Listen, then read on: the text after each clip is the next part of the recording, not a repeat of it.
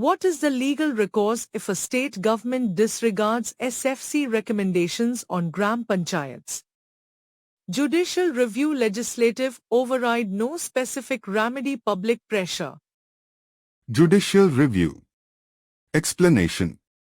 The State Finance Commission, SFC, is a constitutional body mandated to review the financial position of panchayats and make recommendations to the state government.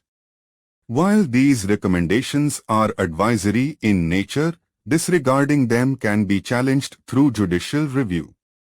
The courts can examine whether the state government acted reasonably and in accordance with the principles of natural justice when considering and potentially rejecting the SFC recommendations. The court's role is not to substitute its judgment for the government's, but to ensure that the government has properly considered the recommendations and provided reasonable justification for any deviations. Article 243I and 243Y of the Constitution, along with the State Panchayat Acts, provide the basis for SFCs.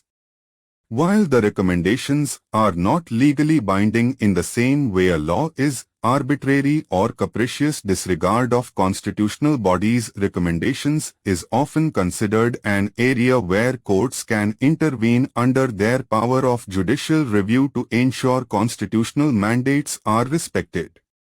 Why the other options are less suitable?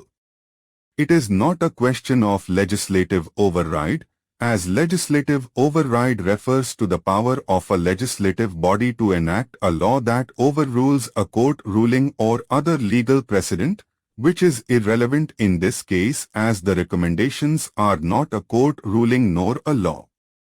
There is a specific remedy, judicial review, so the option claiming no specific remedy is wrong. While public pressure can be a useful tool, it is not a legal recourse in the strict sense.